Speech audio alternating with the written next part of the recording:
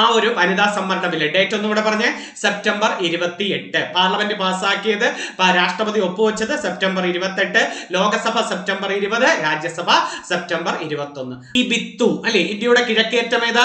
കിബിത്തു ആണ്. അരുണാചൽ പ്രദേശിലെ കിഴക്കേറ്റം കിബിത്തു. ഇന്ത്യയുടെ പടിഞ്ഞാറ് അറ്റം എന്ന് പറയുന്നത് ഗുഹാർ മോത്തി, കച്ച് ജില്ലയിലെ അകത്ത് കിടക്കുന്ന ഒരു സ്ഥലമാണ് ഗുഹാർ മോത്തി, അതായത് ഗുജറാത്തിലെ ഗുഹാർ മോത്തി. നമസ്കാരം, ഞാൻ പ്രദീപ് മുഖത്തല. നമ്മുടെ LDC LGS പരീക്ഷ എത്തിക്കഴിഞ്ഞു. LDC പരീക്ഷ എത്തിക്കഴിഞ്ഞു, അടുത്ത മാസമാണ്. അതുപോലെ LGS പരീക്ഷയ്ക്ക് തയ്യാറെടുക്കുന്നവരുണ്ട്. ഓരോരുത്തരോടും പറയുകയാണ്, പരീക്ഷയ്ക്ക് ഒരുവിധം കിട്ടും. നിങ്ങൾ അന്ന് മുതൽ ഇന്ന് വരെ ആത്മവിശ്വാസത്തോടു കൂടി പഠിച്ചിട്ടുണ്ടെങ്കിൽ നിങ്ങൾ ടെൻഷൻ അടിക്കുക. ചിലപ്പോൾ നിങ്ങൾ OMR കുറേ OMR ഒക്കെ ചെയ്യുന്നത് കൊണ്ട് മാർക്കില്ല സാറേ, മാർക്ക് കയറി വരുന്നില്ല, ആയിക്കോട്ടെ. പക്ഷെ ടോപ്പിക്ക് എത്രമാത്രം കവർ ചെയ്യാൻ പറ്റുമോ അത്രമാത്രം കവർ ചെയ്യണം. LDCയിൽ ഒരു പ്രത്യേകത, ചെറിയ ചെറിയ കാര്യങ്ങൾ വരെ ചോദിക്കുക. അതായത് ജോഗ്രഫി, ഈ ലോക ജോഗ്രഫി ആയാലും ഇന്ത്യൻ ജോഗ്രഫി ആയാലും അതൊക്കെ കൂടുതൽ ശ്രദ്ധിക്കുക. അതുപോലെ ഭരണഘടനയുടെ കാര്യത്തിൽ സുപ്രധാന നിയമങ്ങൾ ഇമ്പോർട്ടന്റ് കൊടുക്കുക. നമ്മുടെ മനസ്സിൽ കുറെ ചോദ്യങ്ങൾ വരാതിരുന്നാൽ മതി. ഇതെല്ലാം ചില പരീക്ഷ എഴുതുമ്പം, ചില OMR പരീക്ഷ മോക്ക് ടെസ്റ്റ് ചെയ്യുമ്പോൾ അതൊന്നും കിട്ടുന്നില്ല സാറേ, മാർക്ക് കുറയുന്ന, ഇനി ശരിയാവോ ഇല്ലയോ, എല്ലാവർക്കും തോന്നുന്ന തോന്നല. നിങ്ങൾ അതിൽ വിഷമിക്കേണ്ട. ഒരുവിധ എല്ലാവർക്കും, കേരളത്തിൽ എഴുതാൻ പോകുന്ന ഒരുവിധ എല്ലാവർക്കും തോന്നും പരീക്ഷയ്ക്ക് മുമ്പ് ഇങ്ങനെയുള്ള കുറെ തോന്നൽ വരും. ടെൻഷൻ അടിച്ചു തുടങ്ങിക്കാണാം. ടെൻഷനൊക്കെ അടിച്ചു കഴിഞ്ഞാൽ നിങ്ങൾ തീർച്ചയായിട്ടും ചെയ്യേണ്ട എന്താണ്? പരീക്ഷയ്ക്ക് പോകുന്നവർക്ക് എല്ലാവർക്കും ടെൻഷൻ ഉണ്ട്. ഒരു 99% പേരും ടെൻഷൻ അടിച്ചേ പോവാറുള്ളൂ. കാരണം ആരും അത്ര പെർഫെക്റ്റ് അല്ല, ആരും പെർഫെക്റ്റ് അല്ലെന്നറിയും. പക്ഷെ വളരെ കുറച്ച് പേരുണ്ട് ഇത്ര ശതമാനക്കാരെ. എന്നെ കൊണ്ട് വഴി കട്ട് ഓഫിനേക്കാൾ ഞാൻ ഇത്ര മാർക്ക് ചെയ്യും, എന്റെ കയ്യിൽ ഇംഗ്ലീഷ് സേഫ് ആണ്, മാത്സ് സേഫ് ആണ്, കറണ്ട് അഫയേഴ്സ് സേഫ് ആണ്, മലയാളം സേഫ് ആണ്, ഇങ്ങനെ പഠിക്കുന്ന കുറെ പേരുണ്ട്. അവർ നോക്കുമ്പോൾ ആ ഒരു ഭാഗം നേരത്തെ ഒന്ന് കവർ ചെയ്ത് ഒന്ന് റിവിഷൻ നടത്തി വെക്കിട്ട് GK പറ്റുന്ന കണക്ക് കറണ്ട് അഫയേഴ്സിന് ഇമ്പോർട്ടന്റ് കൊടുത്തിട്ട് GK പറ്റുന്ന ടോപ്പിക് അവർ കവർ ചെയ്യും. ഏതാ? ചിലപ്പോൾ ഏറ്റവും പ്രധാനപ്പെട്ട കേരളത്തിന്റെ പ്രക്ഷോഭങ്ങളും കേരള ജോഗ്രഫി അങ്ങ് പഠിച്ചു വെക്കും. കാരണം കുറച്ച് നവോത്ഥാന നായകരെ ഇവർ ആ ഒരു സെക്ഷനിൽ നിന്ന് ചോദിച്ചാൽ മാക്സിമം കിട്ടും. അതുപോലെ ഇന്ത്യൻ ഹിസ്റ്ററി എടുക്കുമ്പോൾ INCയും 1857 റിവോൾട്ടും 1905 to 47 ഇന്ത്യയുടെ നവോത്ഥാന നായകരെ അവരങ്ങ് പഠിച്ചു മാറ്റിവെക്കും. അതുപോലെ ഭരണഘടന എടുക്കുമ്പോഴും ഇതേപോലെ സെലക്ട് ചെയ്ത് അങ്ങ് പഠിക്കും. മൗലിക അവകാശം, നിർദ്ദേശക തത്വം, മൗലിക കർത്തവ്യങ്ങൾ, ആമുഖം, നിർമ്മാണ സഭ, പൗരത്വം, ഇങ്ങനെ പറയുന്ന ഓരോ സെക്ഷൻ അവർ പെർഫെക്റ്റ് ആണെന്ന് ഉറപ്പിച്ച് അവരങ്ങ് വെക്കും. അങ്ങനെയുള്ളവർ കറക്റ്റ്, അവർക്കറിയാം ഒരുവിധം എല്ലാ മേഖലകളും ഞാൻ ചെയ്തിട്ടുണ്ട്, ഒരുവിധം പെർഫെക്റ്റ് ആയിട്ടുണ്ട്. അവർ പിന്നെ ഒരു പ്രത്യേകത കൂടിയുണ്ട്, പരീക്ഷയ്ക്ക് എങ്ങനെ ഇരിക്കണം എന്ന് അവർ ചിന്തിച്ചിട്ടേ പോകത്തുള്ളൂ. കാരണം എല്ലാം വാരി വലിച്ച് അവർ പഠിച്ചു കാണത്തില്ല, പക്ഷെ അവർ സെലക്ട് ചെയ്ത് പഠിച്ചിട്ടുണ്ട്. ഏറ്റവും പ്രധാനപ്പെട്ട ഹാളിൽ ചെന്നാൽ എഴുതേണ്ടത്, ഒട്ടും അറിഞ്ഞുകൂടാത്തത് അവർ തൊടില്ല. ഇതങ്ങനെയല്ല, ചെന്നിട്ട് 70ഓളം എഴുതിയിട്ടുണ്ട്, 30 എണ്ണം ഒന്ന് കറുപ്പിക്കും, തെറ്റാവും. 30 മാർക്ക് പോകുമ്പോൾ നിങ്ങൾ അവിടെ ആലോചിക്കണം, 15 മാർക്കാണ്. 30 ക്വസ്റ്റ്യൻ നിങ്ങൾ എഴുതി തെറ്റിച്ചാൽ 15 മാർക്ക് പോകും. നിങ്ങളുടെ 70 എന്ന് പറയുന്നത് 15 കുറച്ചാൽ ബാക്കി എത്ര ഉണ്ട്? 55 മാർക്കിൽ എത്തിച്ചേരും.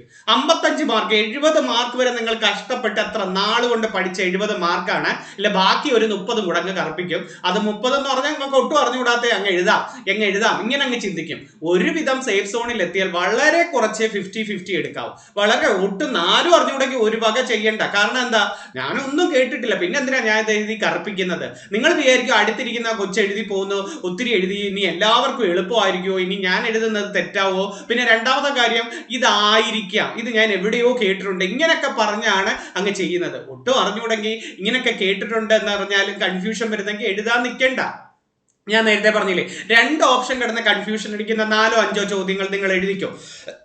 അതിന് തെറ്റ് പറയുന്നില്ല. 1, 2, 3 ശരി വന്നാലും 2 തെറ്റ് വന്നാലും നിങ്ങൾക്ക് കുഴപ്പമില്ല. പക്ഷേ ഒരുവിധം അങ്ങോട്ട് പോയി കഴിഞ്ഞാൽ 30 തെറ്റെന്ന് പറയുമ്പോൾ 15 മാർക്ക് 55 കിട്ടും. 55 നിൽക്കുക, 60 അങ്ങാണോ ആണ് കട്ട് ഓഫ് എങ്കിൽ നിങ്ങൾ ആ 10 മാർക്ക് നിങ്ങൾക്ക് സേഫ്. 70 മാർക്ക് നിൽക്കുന്ന നിങ്ങൾ സേഫ് അല്ലായിരുന്നു. അല്ലെങ്കിൽ 56 കട്ട് ഓഫ് ആയിരുന്നെങ്കിൽ, നിങ്ങൾക്ക് 70 മാർക്ക് നിന്നായിരുന്നെങ്കിൽ 14 മാർക്ക് നിങ്ങൾ സേഫ് സോണിൽ എത്തിയില്ലായിരുന്നോ? ഏറ്റവും നല്ല റാങ്ക് കിട്ടത്തില്ലേ? അതുകൊണ്ട് മുൻകൂട്ടി ആലോചിച്ച് ചെയ്യാവൂ. ടെൻഷനൊക്കെ അടിക്കുന്ന ഓരോരുത്തരോടും പറയുക, പഠിച്ചുകൊണ്ടേ ഇരിക്കുക. മാക്സിമം ടെൻഷൻ അടിക്കുന്നതിനൊന്നുമില്ല, പക്ഷെ ടോപ്പിക് അനുസരിച്ച് പഠിക്കുക.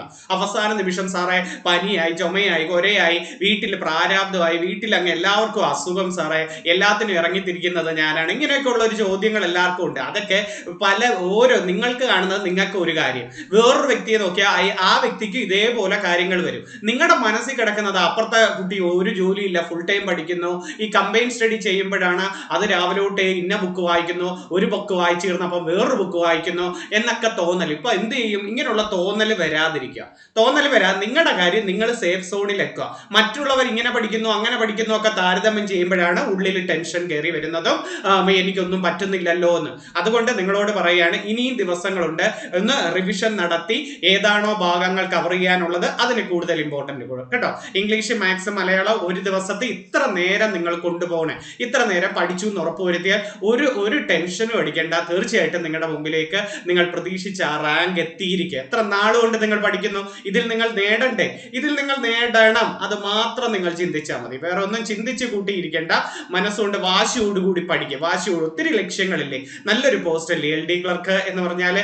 നല്ലൊരു പോസ്റ്റാണ് നിങ്ങളുടെ ജോലിയിലേക്ക് വരുന്നത്. പലരും LGS ഞാൻ നോക്കുന്നുള്ളൂ എന്ന് പറയുന്നു. പക്ഷെ LDC നോക്കിയിട്ട് അത് കഴിഞ്ഞ് പരീക്ഷ സമയം കഴിഞ്ഞിട്ട് പിന്നെയും സമയമുണ്ടല്ലോ. അതുകൊണ്ട് LDCക്ക് ആദ്യം പ്രിപ്പയർ ചെയ്യുക, പിന്നെ LGS. പിന്നെ ചിലവരങ്ങ് കളയും, എനിക്ക് പറ്റത്തില്ല സാറേ, എനിക്ക് മാത്സും ഇംഗ്ലീഷും മലയാളം ഒന്നും പറ്റുന്നില്ല. അങ്ങനെയുള്ളവർ അന്നാ പോട്ടെ, ബാക്കി കളഞ്ഞു. പക്ഷെ LGS ഇപ്പോഴേ നല്ല പെർഫെക്റ്റ് ആക്കിയാണ്.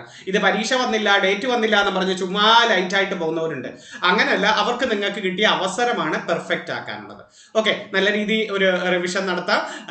നമുക്കൊരു റിവിഷനുമായിട്ട് പോവാം. കുറച്ചു നേരം സമയം കത്തിയടിച്ച് പോകണ്ടെന്ന് വെച്ചാണ് ഓരോരുത്തരോട് പറയാം. വിശ്വസിക്കാം, ഞങ്ങൾ പറഞ്ഞു, ഞങ്ങളങ്ങ് പോയി. ഞങ്ങൾക്കൊക്കെ പഠിച്ച് നല്ല ജോലി നേടിയവരാണ്. അപ്പോൾ നമ്മൾ എന്ത് ചെയ്യണം? തീർച്ചയായിട്ടും നിങ്ങൾക്ക് വിശ്വാസത്തോടെ മുന്നോട്ട് പോയി കഴിഞ്ഞാൽ തീർച്ചയായിട്ടും കിട്ടും. ഒരു ദിവസത്തിൽ ഒരു 3-4 ടോപ്പിക് എങ്കിലും തീരണം. ജോഗ്രഫി ഇത്ര നേരം, ഹിസ്റ്ററി ഇത്ര നേരം, ഭരണഘടന ഇത്ര നേരം. ഒരു ദിവസത്തിൽ 3 എണ്ണം പഠിച്ചാൽ നാളെ എടുക്കേണ്ടത് ഏതാണ്? കലയും സാഹിത്യവും ഒന്ന് എടുക്കാം, എന്നിട്ട് എക്കണോമിക്സ് എടുക്കാം. ഇങ്ങനെ ഒരു സെക്ഷൻ തീർന്നിട്ട് എല്ലാ ദിവസവും ഇംഗ്ലീഷ്, മാത്സ്, മലയാളത്തിന് ഇത്ര സമയം മാറ്റിവെക്കുക. ആ ഒരു ഫ്ലോയിൽ പോവാം. Current affairs, main current affairs എല്ലാം ആദ്യം തീർത്തു നോക്കണം. ചന്ദ്രയാൻ, പാർലമെന്റ് മന്ദിരം, MS സ്വാമിനാഥൻ, ഫാത്തിമ ബീബി, അല്ലെ Asian games, world cup football, tennis അവാർഡുകൾ, ഓസ്കാർ അവാർഡ്, നോബൽ സമ്മാനം, ഇങ്ങനെ മെയിൻ കറണ്ട് അഫേഴ്സ് കാര്യങ്ങൾ പെർഫെക്റ്റ് ആക്കി. പ്രമേയങ്ങൾ, ദിനങ്ങൾ, ചുഴലിക്കാറ്റുകൾ, ഇങ്ങനെയൊക്കെ ഉണ്ടല്ലോ. അങ്ങനെ പെർഫെക്റ്റ് ആക്കി എന്ന് ഉറപ്പുവരുത്തുകയും ചെയ്യണം. ഓരോരുത്തരോട് പറയാ, കിട്ടുമെന്ന് ഇനിയും ദിവസങ്ങളുണ്ട്. ഒന്ന് കാൽക്കുലേറ്റ്, എന്നും ഒരു നില ബുക്ക് വായിച്ചു കൊണ്ടേ ഇരിക്കാതെ ഒരു ഏകദേശം ഏറ്റവും ഇമ്പോർട്ടന്റ് ചോദിക്കുന്നത് എപ്പോഴും ആവർത്തിക്കുന്നതുമായി. ഈ അടുത്ത കാലത്ത് നടന്ന ഒരു 10-20 ക്വസ്റ്റ്യൻ പേപ്പർ നിങ്ങൾ കണ്ടാൽ തന്നെ നിങ്ങൾക്ക് തന്നെ മനസ്സിലാവും ഏറ്റവും കൂടുതൽ ആവർത്തിക്കുന്ന മേഖലകൾ ഏതാണ്. ഓക്കെ, എന്നും ചോദിച്ചാൽ അതേന്ന് പറഞ്ഞ് ആവർത്തിക്കുന്ന മേഖല മാത്രം പഠിക്കരുത്. എല്ലാ ഭാഗവും കവർ ചെയ്യുകയും ചെയ്യണം. ആവർത്തിക്കുന്ന മേഖല കൂടുതൽ വേണം. പിന്നെ 10ാം ക്ലാസ്, സ്കൂൾ 8, 9, 10 സ്കൂൾ ടെസ്റ്റ് നല്ലവണ്ണം കവർ ചെയ്തിട്ടേ പോകും. LDCക്കാര് +1 സെലക്ടഡ് ചാപ്റ്റേഴ്സും. ഓക്കെ, അതൊക്കെ ഞാനും പ്രധാനപ്പെട്ടേക്ക് ഒന്ന് പറഞ്ഞു തരാം. നമുക്ക് തുടങ്ങാം. ഇന്ന് അംഗം തുടങ്ങാം. കുറച്ച് റിവിഷനുമായിട്ട് ഞാനിത് നിങ്ങളുടെ മുമ്പിലേക്ക് വന്നിരിക്കുകയാണ്. നമുക്ക് ഏറ്റവും പ്രധാനപ്പെട്ടേക്ക് ഒന്ന് തുടങ്ങാം. ഒന്നാമത്തെ ചോദ്യത്തിലേക്ക് പോവാം. ഒന്നാമത്തെ ചോദ്യം നോക്കേ, വനിതാ സംവരണ ബില്ല് പരീക്ഷയ്ക്ക് ഉറപ്പായിട്ട് നിങ്ങൾക്ക് കയറി വരാൻ പറ്റിയത്. അത് ഇപ്പോഴത്തെ പോലീസ് പരീക്ഷയ്ക്കും ചോദിച്ചായിരുന്നു. വനിതാ സംവരണ ബില്ല് അല്ലേ, നമുക്ക് അറിയാവുന്നതാ. എന്നാലും അറിയുന്നവരൊന്ന് കേട്ടേരെ, ബാക്കിയുള്ളവരൊന്ന് എഴുതിയെടുത്തേക്കണേ. വനിതാ സംവരണ ബില്ലിന്റെ പേരെന്തായിരുന്നടേ?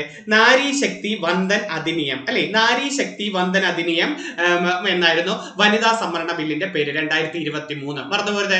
ലോകസഭയിൽ അവതരിപ്പിച്ച ഡേറ്റും ഉണ്ട്, പാസ്സാക്കിയ ഡേറ്റും ഉണ്ട്. അത് തെറ്റരുത്. വനിതാ സംവരണ ബില്ല് ലോകസഭയിൽ അവതരിപ്പിച്ചത് 2023 സെപ്റ്റംബർ 19-നും പാസ്സാക്കിയ ഡേറ്റ് സെപ്റ്റംബർ 20-നുമാണ്. രാജ്യസഭയിലാകുമ്പോൾ സെപ്റ്റംബർ 21-നാണ് വനിതാ സംവരണ ബില്ല് അവതരിപ്പിച്ചത്. അപ്പൊ ഡേറ്റ് പഠിച്ചേ. ലോകസഭയിൽ എന്തായിരുന്നു അവതരിപ്പിച്ചത്? സെപ്റ്റംബർ 19-നും നിലവിൽ പാസ്സാക്കിയത് 20-നുമാണ്. രാജ്യസഭയില് സെപ്റ്റംബർ 21-നാണ്. രാഷ്ട്രപതിയുടെ അംഗീകാരം കിട്ടിയത് സെപ്റ്റംബർ 28-ആണ്. ഇതാണ് ഏറ്റവും കൂടുതൽ ചോദിക്കാറുള്ളത്. വനിതാ സംവരണ ബില്ല് എന്ന് ചോദിച്ചാൽ 2023 സെപ്റ്റംബർ 28-നാണ് അല്ലെ. ബില്ല് അവതരിപ്പിച്ചത് അന്നത്തെ കേന്ദ്ര നിയമമന്ത്രിയായ അർജുൻ റാം മേഘ്വാളാണ്. അന്നത്തെ നിയമമന്ത്രിയാണ് ബില്ല് ആദ്യമായി അവതരിപ്പിച്ചത്. ഭരണഘടനയിൽ ഉൾപ്പെടുത്തിയ ഭേദഗതി ഏതെന്ന്? വനിതാ സംവരണ ബില്ല് ഭരണഘടനയിൽ ഉൾപ്പെടുത്തിയ ഭേദഗതി ചോദിച്ചാൽ 106-ഉം ഭേദഗതി ബില്ല് ചോദിച്ചാൽ 128-ഉമാണ് പറയേണ്ടത്. വനിതാ സംവരണ ബില്ല് ഭരണഘടനയിൽ ഉൾപ്പെടുത്തിയ ഭേദഗതി എത്ര? 106. ഭേദഗതി ബില്ല് എത്ര? 128. അപ്പൊ പാർലമെന്റ് പാസ്സാക്കിയത് സെപ്റ്റംബർ 20, ലോകസഭ പാസ്സാക്കിയത് സെപ്റ്റംബർ 20, രാജ്യസഭ പാസ്സാക്കിയത് സെപ്റ്റംബർ 21. ഇനി ലോകസഭ, സംസ്ഥാന നിയമസഭ, ഡൽഹി നിയമസഭ എന്നിവിടങ്ങളിലെ വനിതകൾക്ക് 33% സീറ്റുകളാണ് സംവരണം ചെയ്തത്. ഇതിലൂടെ വനിതാ സംവരണം എവിടെ മാത്രമേ ഉള്ളൂ? ഈ 3 ഉള്ള. ഏതൊക്കെയാ?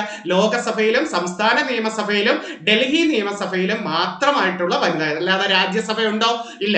നിയമസഭ എന്നിവിടങ്ങളിൽ വനിതകൾക്ക് 33% സീറ്റുകൾ സംവരണം ചെയ്തു. ആ പോയിന്റ് പഠിച്ച് അടുത്ത നോക്കേ. എന്നാൽ രാജ്യസഭയിലോ സംസ്ഥാന ലെജിസ്ലേറ്റീവ് കൗൺസിൽ, അതായത് ദ്വിമണ്ഡല സഭയുള്ള സംസ്ഥാനങ്ങളുണ്ടല്ലോ, ദ്വിമണ്ഡല, അവർക്ക് ഈ വനിതാ സംവരണ നിയമം ബാധകമല്ല. ഓർത്തുവേണേ, സ്റ്റേറ്റ്മെന്റ് ചോദിക്കാം അല്ലെ. അപ്പം ഭേദഗതി എത്രയാണ്? 128ാമത്തെ അമെന്റ്മെന്റ് ആയിരുന്നു. എന്നാൽ ലോകസഭ പാസാക്കിയത് സെപ്റ്റംബർ 20, രാജ്യസഭ പാസാക്കിയത് എന്താണ്? സെപ്റ്റംബർ 21. ഇനി എന്റെ ആർട്ടിക്കിളുകൾ നോക്കാം. 330A എന്താണെന്നറിയാമോ? ലോകസഭയിലേക്കുള്ള വനിതാ സംവരണം അല്ലെങ്കിൽ SC ST-ക്കാർക്ക് 33% അനുവദിച്ച ആർട്ടിക്കിളിന്റെ പേരെത്ര? 330A ആണ്. ഇനി അടുത്ത പഠിക്കണേ. അടുത്തെന്ന് ചോദിക്കും 332A. സംസ്ഥാന നിയമസഭയിൽ സ്ത്രീകൾക്ക് സംവരണം കൊടുത്തത് SC ST 33% ആക്കിയതും ഏതാണ്? 332A ആണ്. 334A ഏതാണ്?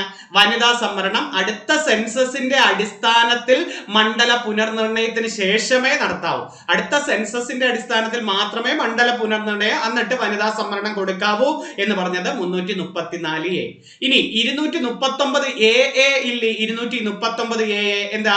സംവരണം ഡൽഹിക്ക് ബാധകമാണ് എന്ന് പറയുന്നത്.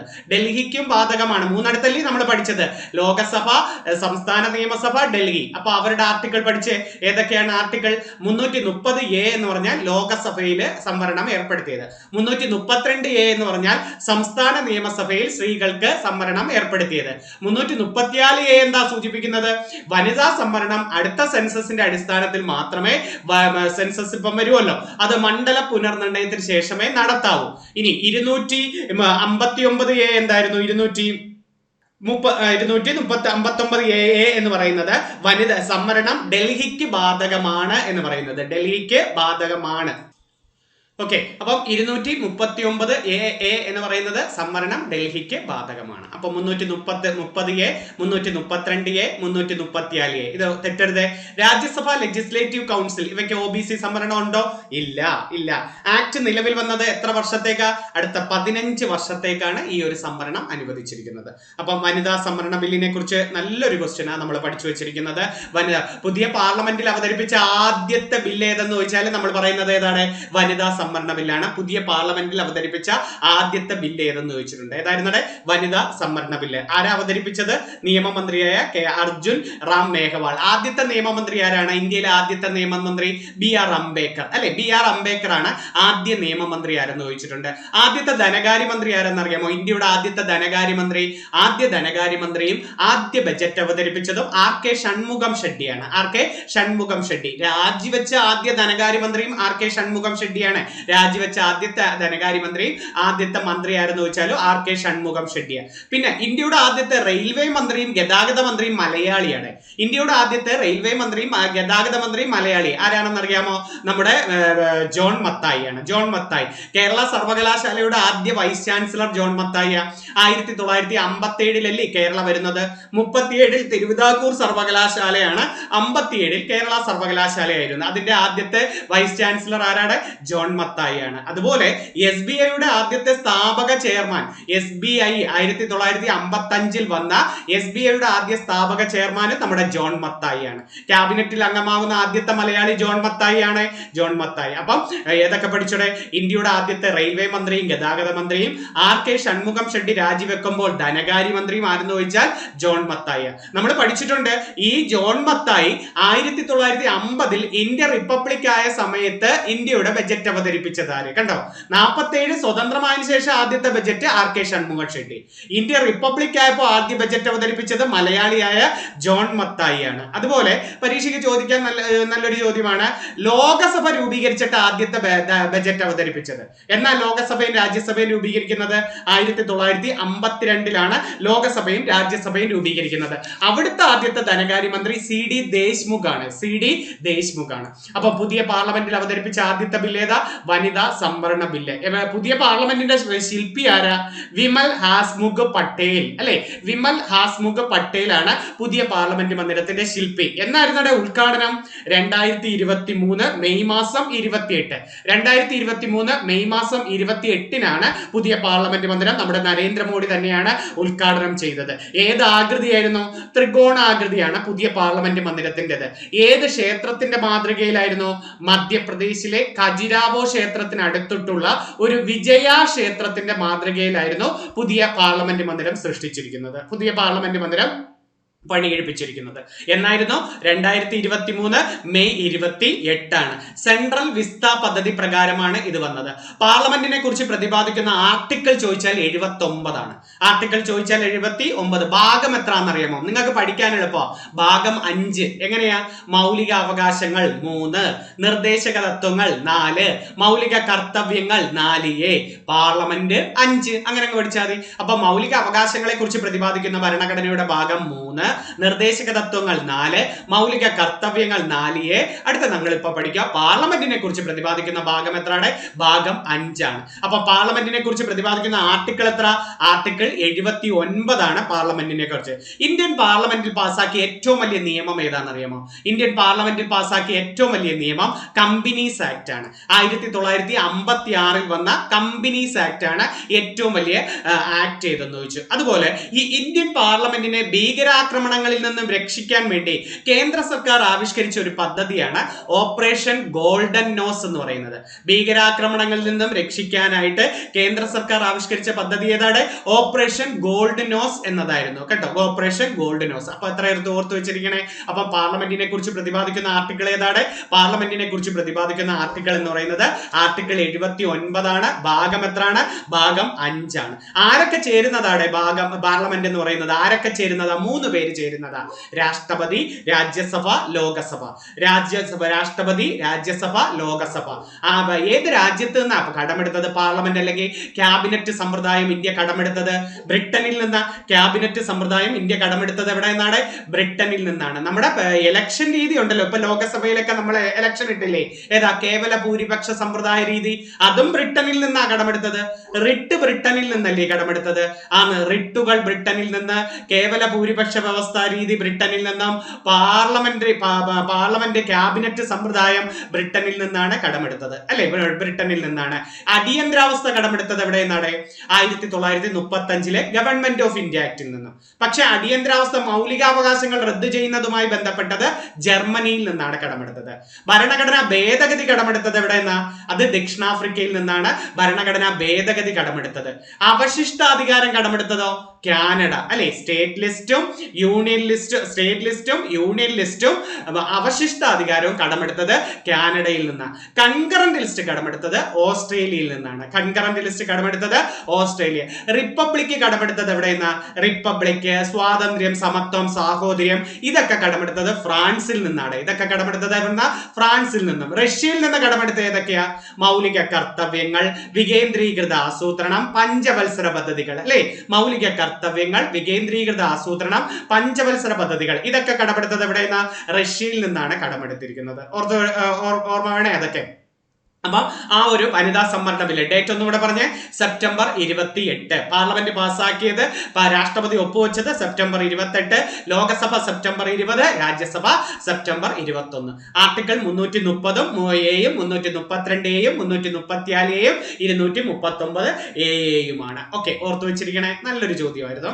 അപ്പൊ സംവരണം ഡൽഹിക്ക് ബാധകമാകുന്നത്. ഓക്കെ, അടുത്ത ചോദ്യത്തിലേക്ക് വരട്ടെ. അടുത്ത നല്ലൊരു ചോദ്യത്തിലേക്ക് പോകാം. അടുത്ത ചോദ്യം, ഉത്തരയാന രേഖ കടന്നു പോകുന്ന സംസ്ഥാനങ്ങൾ ഏതൊക്കെ? അത് പരീക്ഷയ്ക്ക് ആവർത്തിക്കുന്നതാണ്. ഒരു LDCക്ക് ഉറപ്പായിട്ട് ചോദിക്കുന്നത്.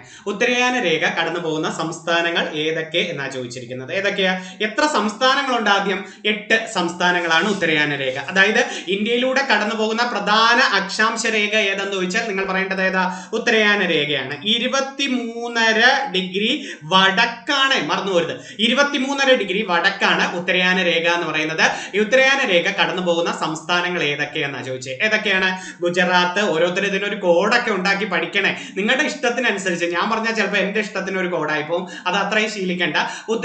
ഗുജറാത്ത്, രാജസ്ഥാൻ, മധ്യപ്രദേശ്. ഗുജറാത്ത്, രാജസ്ഥാൻ, മധ്യപ്രദേശ്, ഛത്തീസ്ഗഡ്, ജാർഖണ്ഡ്. ഛത്തീസ്ഗഡ് ഉണ്ട്, ജാർഖണ്ഡ് ഉണ്ട്, വെസ്റ്റ് ബംഗാൾ, ത്രിപുര, മിസോറാം. വെസ്റ്റ് ബംഗാൾ, ത്രിപുര, മിസോറാം. ഇത്രയാണ് ഉത്തരയാന രേഖ കടന്നു പോകുന്നത്. 23.5 ഡിഗ്രിക്ക് വടക്കാണ് ഉത്തരയാന രേഖ കടന്നു പോകുന്നത് എന്ന് പറയുന്നത്.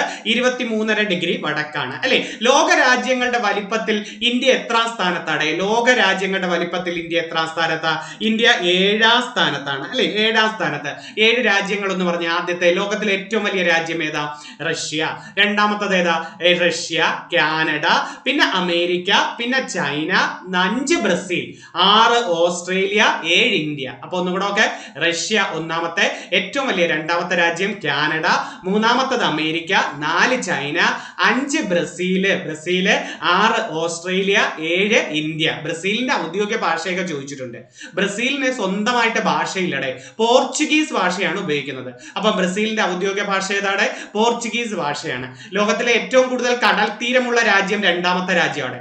ലോകത്തിലെ ഏറ്റവും കൂടുതൽ കടൽ തീരമുള്ള രാജ്യം കാനഡയാണ്. കാനഡയുടെ ദേശീയ വിനോദം ഐസ് ഹോക്കിയാണ്. ലോകത്തെ ഏറ്റവും വേഗതയാർന്ന കളി ഏതെന്ന് ചോദിച്ചാൽ ഐസ് ഹോക്കിയാണ്. ഐസ് ഹോക്കിയിൽ 6 പേരാണുള്ളത്. ഐസ് ഹോക്കിയിൽ എത്ര പേരുണ്ട്? 6 പേര്. വോളിബോൾ കളിയിലും 6 പേരാണ് ഐസ് ഹോക്കിയിൽ. അപ്പൊ കാനഡയുടെ ദേശീയ വിനോദം ഐസ് ഹോക്കിയാണ്. ലോകത്തെ ഏറ്റവും വേഗതയാർന്ന കളി ഏതെന്ന് ചോദിച്ചാൽ ഐസ് ഹോക്കിയാണ്.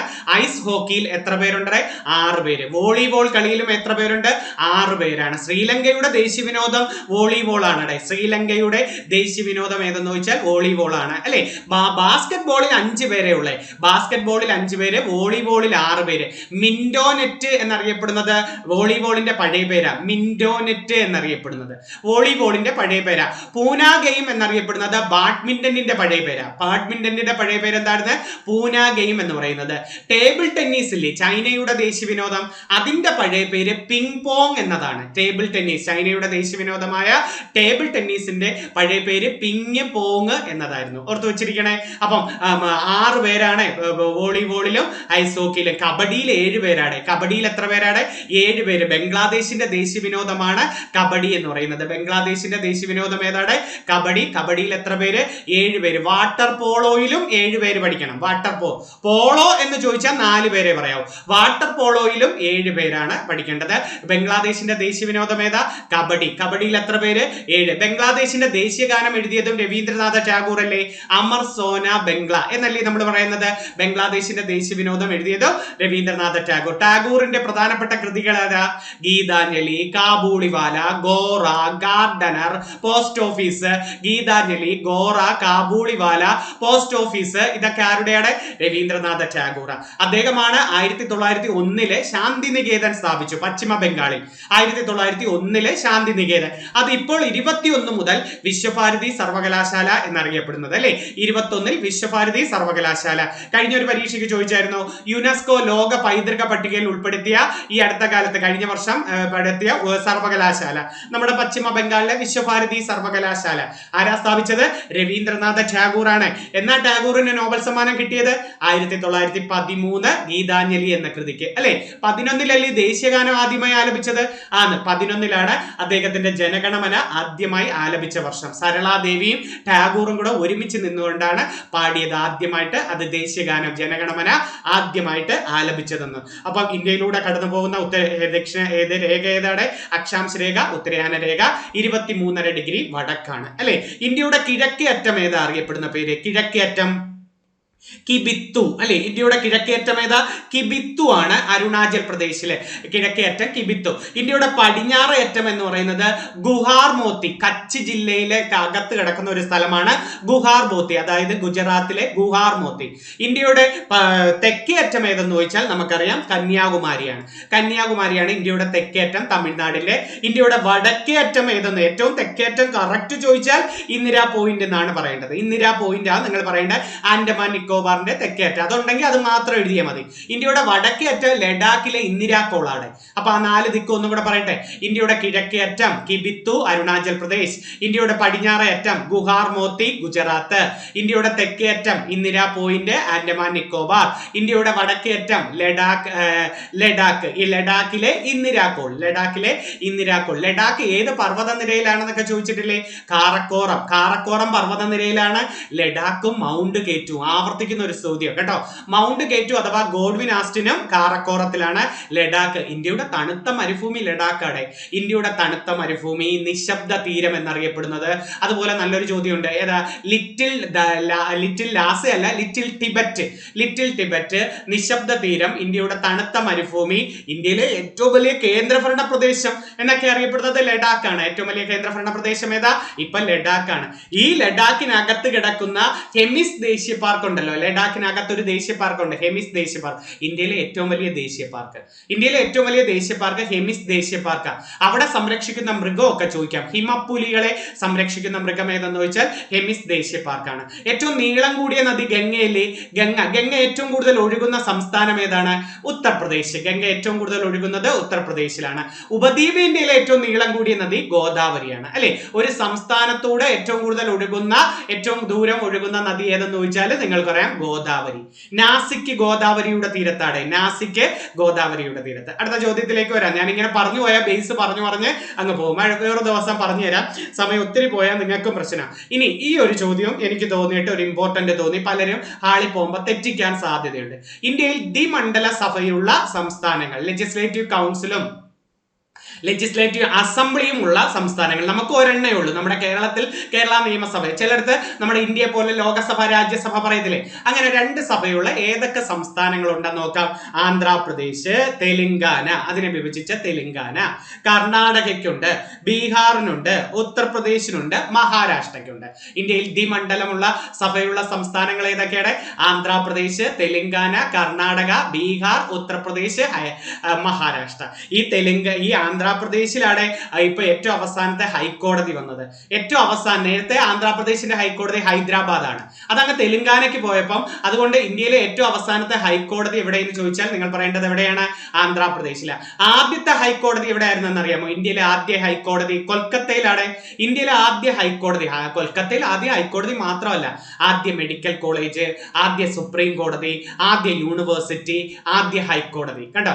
ഇന്ത്യയിലെ ആദ്യത്തെ മെഡിക്കൽ കോളേജ് സ്ഥാപിച്ചു 1835 വില്യം ബെന്നി പ്രഭു, കൊൽക്കത്ത. 1835 medical college. 1774 ആദ്യ സുപ്രീം കോടതി സ്ഥാപിക്കുന്നു, വാറൻ ഹേസ്റ്റിംഗ്, കൊൽക്കത്തയില്. 1857 ആദ്യ യൂണിവേഴ്സിറ്റി കൊണ്ടുവരുന്നു, കൊൽക്കത്തയിലെ കാനിങ് പ്രഭു. 1865 ആദ്യ ഹൈക്കോടതി കൊണ്ടുവരുന്നു, ജോൺ ലോറൻസ്. അപ്പം 35 മെഡിക്കൽ കോളേജ്, 1774 ആദ്യ സുപ്രീം കോടതി, ആദ്യ യൂണിവേഴ്സിറ്റി 1857, 1862 നിയമം വരുന്നു, 65 നിലവിൽ വന്നു ആദ്യ ഹൈക്കോടതി. എവിടെയാണ് ഇത് 4 വന്നത്? കൊൽക്കത്തയിലാണ്. പക്ഷെ ബ്രിട്ടീഷുകാർ ആദ്യത്തെ ഫാക്ടറി സ്ഥാപിച്ചത് സൂററ്റിലാണ് അല്ലെ, ഗുജറാത്തിലെ സൂററ്റിലാണ് ബ്രിട്ടീഷുകാർ. അപ്പൊ ഇന്ത്യയിൽ ദ്വിമണ്ഡല സഭയുള്ള സംസ്ഥാനങ്ങൾ ആന്ധ്രാപ്രദേശ്, തെലുങ്കാന, കർണാടക, ബീഹാർ, ഉത്തർപ്രദേശ്, മഹാരാഷ്ട്ര. അത് പഠിച്ചിട്ടേ പോവാതെ, കോഡ് ഉണ്ടാക്കി പഠിച്ചേരെ.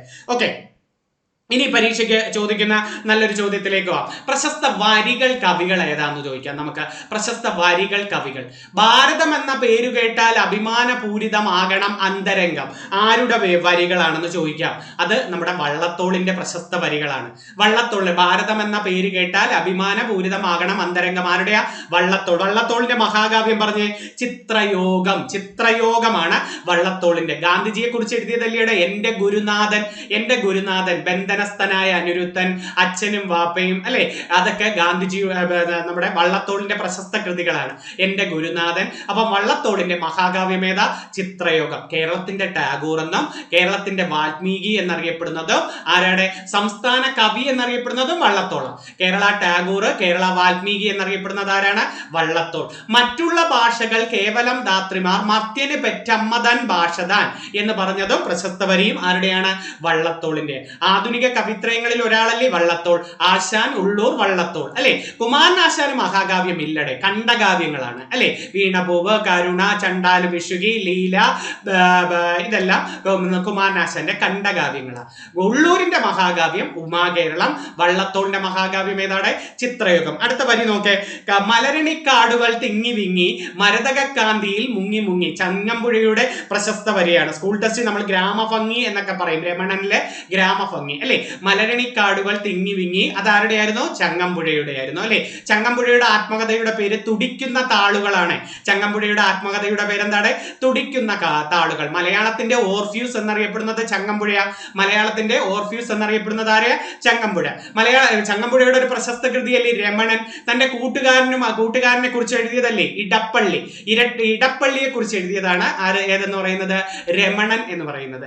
രമണനിലെ നായകനും നായികയുടെയും പേര് ചോദിക്കാം. മദനനും ചന്ദ്രികയും. രമണനിലെ നായകനും നായിക ആരാണ്?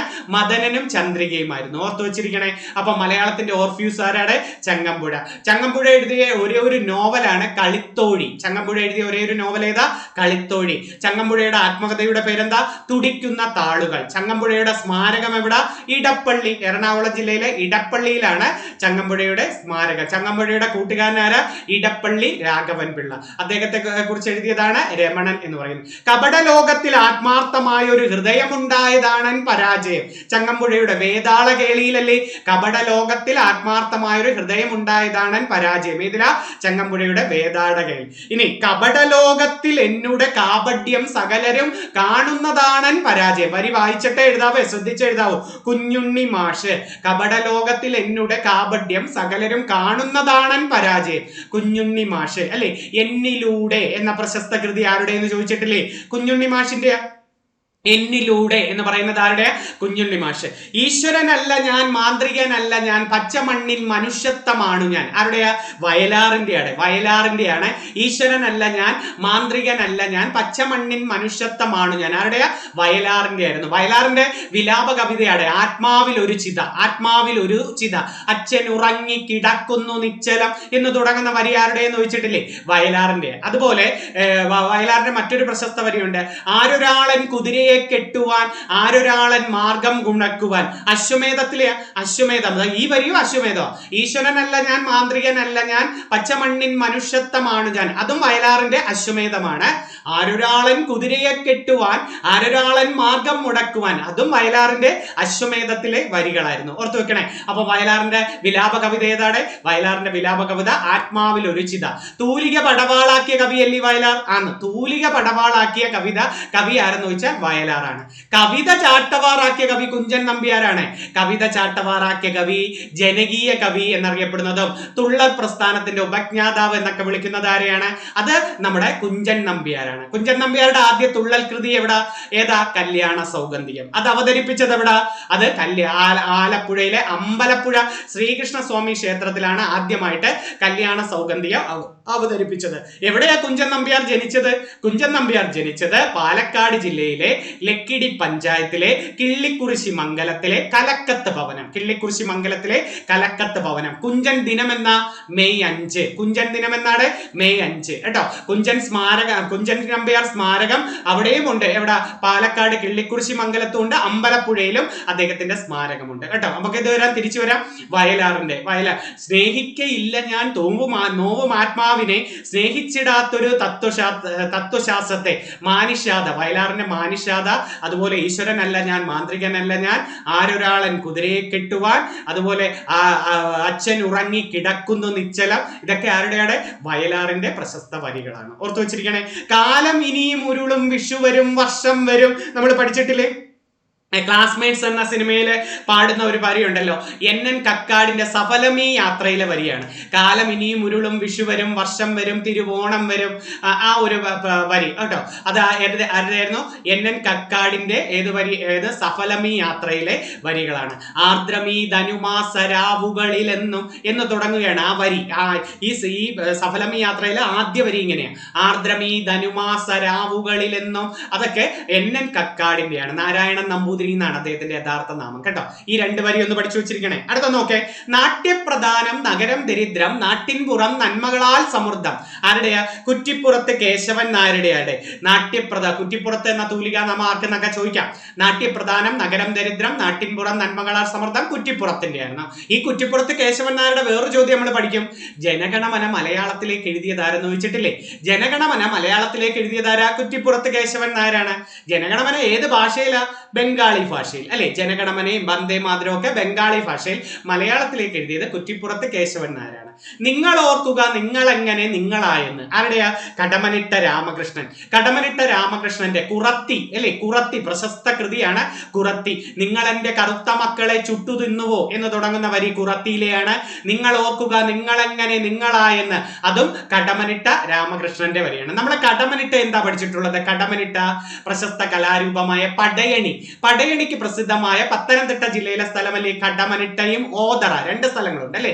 കടമനിട്ടയും ഓതറയും പടയണിക്ക് പ്രസിദ്ധമായത്. മധ്യ തിരുവിതാംകൂറിലെ ദേവീ ക്ഷേത്രങ്ങളിലെ അനുഷ്ഠാന കലയാണ് ഈ പടയണിയും അതുപോലെ മുടിയേറ്റ് ഇതൊക്കെ നമ്മൾ പറയുന്നത്. അപ്പൊ കടമനിട്ടയും ഓതറയും പടയണിക്ക് ഫേമസ് ആയ സ്ഥലമാണ്. ഈ അടുത്ത കാലത്ത് ഒരു നീലമ്പേരൂർ പടയണി എവിടാന്ന് ചോദിച്ചു. നീലമ്പേരൂർ എന്ന് പറയുമ്പോൾ ആ സ്ഥലപ്പേരാ കേട്ടോ. നമ്മുടെ ആലപ്പുഴ ജില്ലയിലുണ്ട്. നീലമ്പേരൂർ പടയണി ആലപ്പുഴ ജില്ലയിലും, സാധാ പടയണി കടമനിട്ടയിലെ ഓതറ എന്നീ സ്ഥലത്ത്. പടയണിക്ക് ഉപയോഗിക്കുന്ന വാദ്യം ഏതാ? പടയണിക്ക് ഉപയോഗിക്കുന്ന വാദ്യം തപ്പാണ്. തപ്പ്. കൂടിയാട്ടത്തിനും കൂത്തിനും മിഴാവ്. കൂടിയാട്ടത്തിനും കൂത്തിനും ഏതാ? മിഴാവ്. ഇടയ്ക്ക എന്തിനാ? ഇടയ്ക്ക സോപാന സംഗീതത്തിന് ഉപയോഗിക്കുന്ന വാദ്യമാണ് ഇടയ്ക്ക. അടുത്ത ഓക്കെ.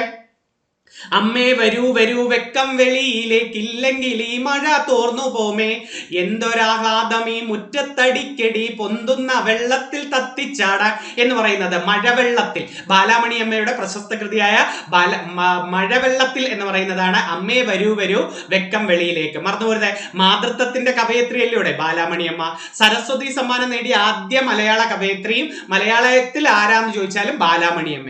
നിവേദ്യം എന്ന് പറയുന്ന കൃതിക്കാണ് ബാലാമണിയമ്മയ്ക്ക് സരസ്വതി സമ്മാനം ആദ്യമായി ലഭിച്ചത് കേട്ടോ. ബാലാമണിയമ്മ അപ്പം നിവേദ്യം എന്ന കൃതിക്ക് സരസ്വതി സമ്മാനം ലഭിച്ചത്. 15 ലക്ഷം രൂപയാണ് സരസ്വതി സമ്മാന പുരസ്കാര തുക കേട്ടോ. 15 ലക്ഷം. കഴിഞ്ഞ വർഷം നമുക്ക് സരസ്വതി സമ്മാനം മലയാളിക്കാ കിട്ടിയ പ്രഭാവർമ്മയുടെ രൗദ്രസാത്വികത്തിനല്ലേ സരസ്വതി സമ്മാനം കിട്ടിയത് കഴിഞ്ഞ വർഷം. അതുകൊണ്ട് നിങ്ങൾക്ക് ചോദിക്കാം, പ്രഭാവർമ്മയ്ക്കാണ്.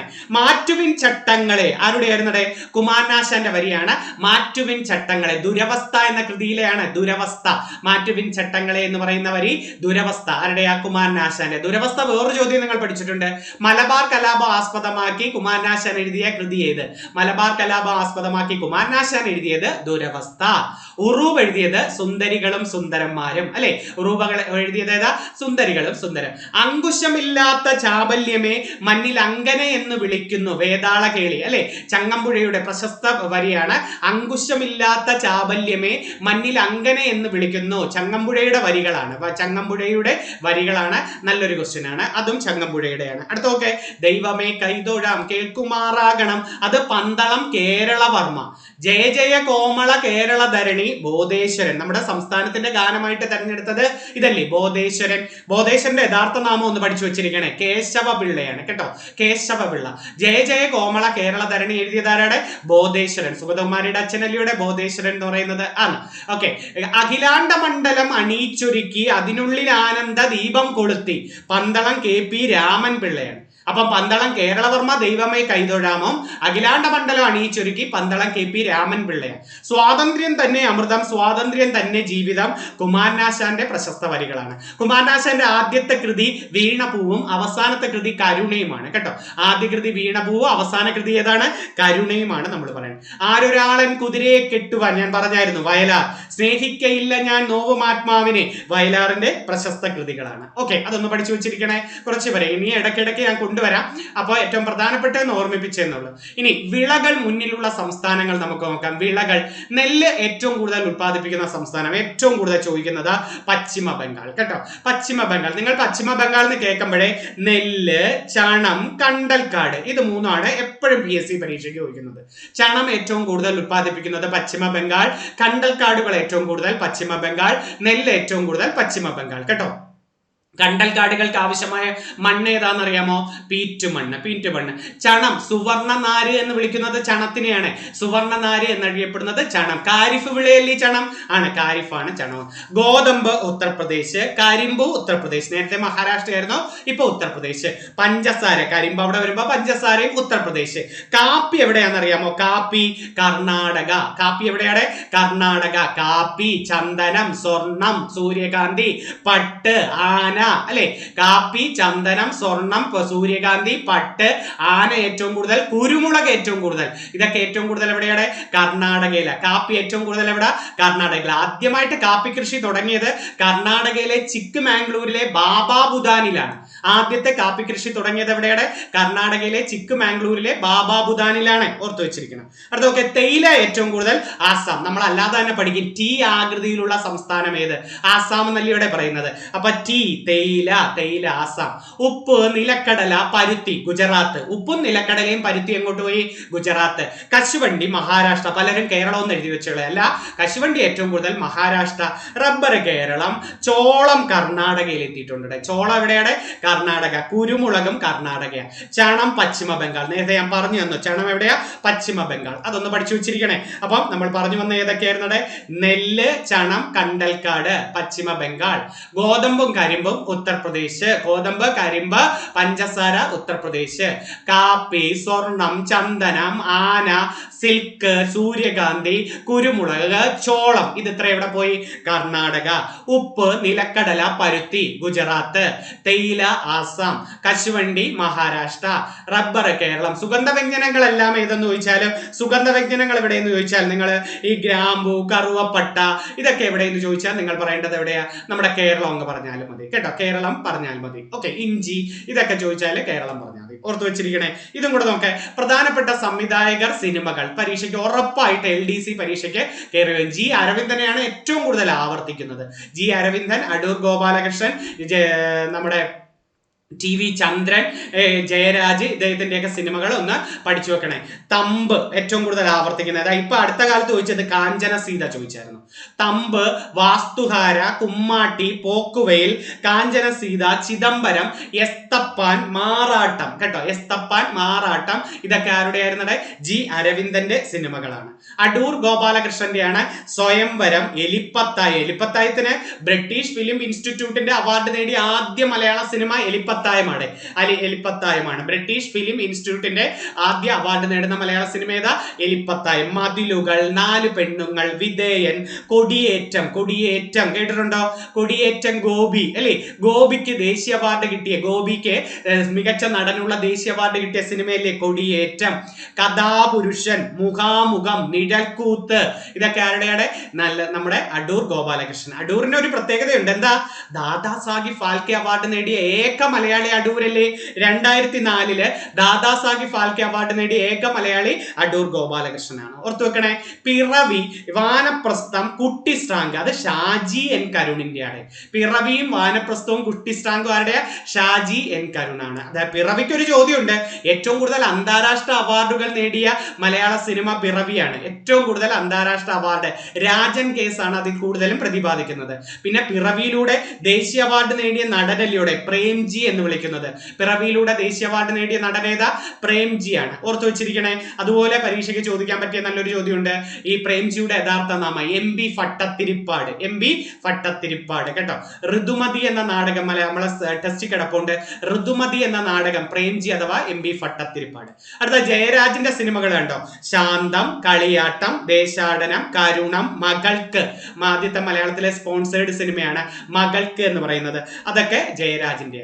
TV ചന്ദ്രൻ മറന്നുപോരുത്. TV ചന്ദ്രൻ, JC ഡാനിയൽ അവാർഡ് അവസാനം കൊടുത്തിരിക്കുന്നത് TV ചന്ദ്രന്. പാഠമൊന്ന് ഒരു വിലാപം, നമ്മുടെ മീര ജാസ്മിന് ദേശീയ അവാർഡ് കിട്ടിയ സിനിമ പാഠമൊന്ന് ഒരു വിലാപം. പൊന്തൽമാട മമ്മൂട്ടിക്ക് ദേശീയ അവാർഡ് കിട്ടിയത്. പിന്നെ സൂസന്ന, ഡാനി, ഭൂമിയുടെ അവകാശികൾ, ആലീസിന്റെ അന്വേഷണം, ഇതൊക്കെ TV ചന്ദ്രന്റെ പ്രശസ്ത സിനിമകളാണ്. ജോൺ അബ്രഹാം മലയാളത്തിൽ ഒരു പ്രശസ്ത സംവിധായകനാണ്. ജോൺ അബ്രഹാം അഗ്രഹാരത്തിലെ കഴുത, അമ്മ അറിയാൻ, വിദ്യാർത്ഥികളെ ഇതിലെ, ചെറിയാച്ചന്റെ ക്രൂരകൃത്യങ്ങൾ, ഇതൊക്കെ ജോൺ അബ്രഹാമിന്റെ. രാജീവ് അഞ്ചലിന്റെയാണ് ഗുരു അല്ലെ. ഗുരുവിന് നമ്മുടെ ഓസ്കാർ നോമിനേഷന് പോയ ആദ്യത്തെ മലയാള സിനിമ ഏതെന്നൊക്കെ ചോദിച്ചാൽ രാജീവ് അഞ്ചലിന്റെ ഗുരുവാണ് കേട്ടോ. സലിം അഹമ്മദ്, ആദാമിന്റെ മകൻ അബു അല്ലെ. നമ്മുടെ സലിം കുമാറിന് ദേശീയ അവാർഡ് കിട്ടി, ഓസ്കാർ നോമിനേഷനൊക്കെ പോയായിരുന്നു. ആദാമിന്റെ മകൻ അബു, കുഞ്ഞനന്ദന്റെ കട, പത്തേമാരി, ഇതൊക്കെ സലീം അഹമ്മദിന്റെ ആയിരുന്നു. ഹരിഹരന്റെയാണ് ഒരു വടക്കൻ വീരകഥ, പഴശ്ശിരാജ, പരിണയം, നഖക്ഷതങ്ങൾ, ഇതൊക്കെ ഹരിഹരന്റെ. ഭരതന്റെ വെങ്കലം, അമരം, വൈശാലി, ഭരതൻ. പി പത്മരാജന്റെയാണ് പെരുവഴി അമ്പലം, ചോദിച്ചിട്ടുണ്ടോ ക്വസ്റ്റ്യൻ.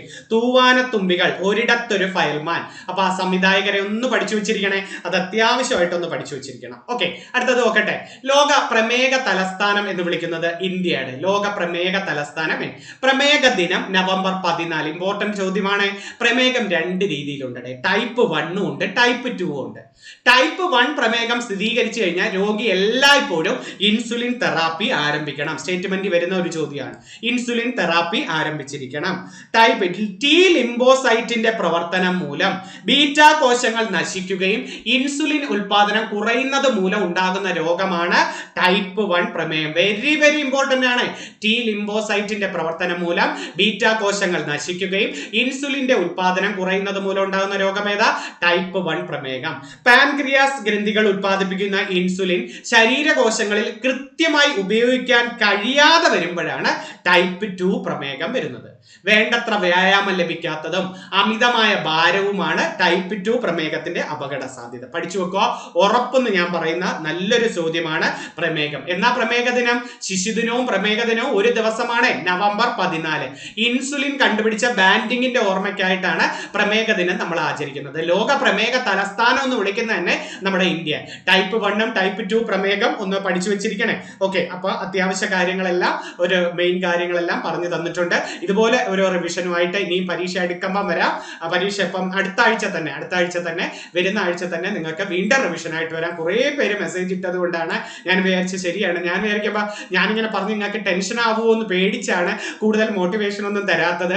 പരീക്ഷ അടുക്കുമ്പോൾ ഇനിയിട്ട് ഓരോന്ന് പറഞ്ഞ് പേടിപ്പിക്കണ്ടല്ലോ. പക്ഷെ ഇനി ഞാൻ വരുമ്പോൾ കറക്റ്റ് ഒരു ഓർഡറിൽ ഹോട്ട് ടോപ്പിക്സ് എന്നും പറഞ്ഞ് വേണമെങ്കിൽ എഴുതി തരാം. ഏറ്റവും കൂടുതൽ ശ്രദ്ധിക്കേണ്ട ഭാഗങ്ങൾ ഏതൊക്കെ എന്നൊക്കെ പറഞ്ഞ് നിങ്ങൾക്ക് വരുന്ന ക്ലാസ് തൊട്ട് ഒരു പരീക്ഷ അടുക്കുന്നത് വരെ റിവിഷൻ നടത്താമെന്നാണ് എൻ്റെ ഒരു വിചാരം. നിങ്ങളുടെ ആഗ്രഹം ഉണ്ടെങ്കിൽ പറയാ, ഞാൻ മാക്സിമം അതുവേണ്ടി ചെയ്തു കൊണ്ടുവരാം. ഓക്കെ, എല്ലാ ദിവസവും എന്നാൽ കഴിയുന്നതൊക്കെ വരുന്ന പരീക്ഷയ്ക്ക്. ഇനി ഞങ്ങളെ പോലുള്ള സാറുമാരൊക്കെ അല്ലേ നിങ്ങൾക്ക് ഒരു ആശ്വാസം.